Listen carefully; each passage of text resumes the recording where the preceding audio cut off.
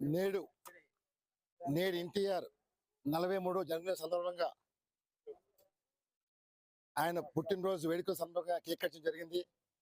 అలాగే వేళ ఉదయం మెలోడీ థియేటర్లో కూడా ఆయన అభిమానులందరూ కోలాహలంగా పూసరోసించడం జరిగింది. ఈవేళ ఆంధ్రప్రదేశ్ రాష్ట్రానికి కాబోయే ముఖ్యమంత్రి ఎన్టీఆర్ మనవి చేస్తున్నారు. ఎందుకంటే ఇది కోట్లాది మంది ప్రజల ఆకాంక్ష. ఈ ఆకాంక్షని ప్రజలు కోరుకుంటున్నారు. ఈవేళ రాజకీయ నాయకులు ఊసరవెల్లిగా రంగులు మారుస్తున్నారు తప్ప ప్రజలకు ఏ రకమైన మేలు జరగట్లే. ఒకటే కోరుతున్నాం, ఇటీవల తమిళనాడులో ఏదైతే విజయ్ గారు గెలిచారో ఆ స్ఫూర్తితోనే ఇవాళ ఆంధ్రప్రదేశ్ కూడా ఎన్టీఆర్ హవా కొనసాగుతుంది. డెఫినెట్గా ఎన్టీఆర్ రాజకీయాల్లో రావాల్సిన ఆశ్రమించి మనవి చేస్తున్నాను. ఇది నాడు ఆయన తాత ఆయన నందమూరి ఏదైతే ఆశించారో ఆయన మనవడగా చేసిన బాధ్యత మీ పైన మనం చేస్తున్నాను. డెఫినెట్గా తెలుగు జాతి పౌరుషాన్ని మరోసారి చాటి చెప్పాలని చెప్పి ఎన్టీఆర్ని ఈ సందర్భంగా తెలుగు చేతి ఆకాంక్షిస్తుంది.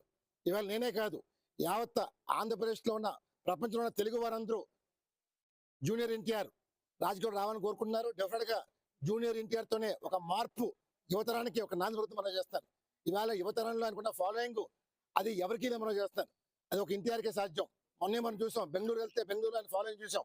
అందువల్ల డెఫినెట్గా ఆంధ్రప్రదేశ్ రాష్ట్రానికి చంద్రబాబు నాయుడు తర్వాత అది నందమూరి తారక రామారావు ముఖ్యమంత్రిగా మనం చేస్తాను. ఇందులో ఎవరు కూడా ఆపలేరు. ఎందుకంటే వాళ్ళు ఎప్పుడు ప్రజల సంక్షేమం కోసం పాటుపడ్డారు తప్ప ఎప్పుడు ఏది ఆశించలే. ఇవాళ నందమూరి తారక రామారావు మనసు ఎంత అంటే బంగారం. ఆయన ఎప్పుడు కూడా ప్రజలు బాగుండాలి, నా చుట్టూ బాగుండాలని కోరుకునే వ్యక్తి ఆయన. అలాంటి వ్యక్తి రాజకీయాల్లో రావాలని తెలుగు విషయం ఆకాంక్షిస్తుంది. డెఫినెట్గా ఆంధ్రప్రదేశ్ రాష్ట్రానికి కాబోయే ముఖ్యమంత్రి ఏంటో మనం చేస్తాం. జై హింద్.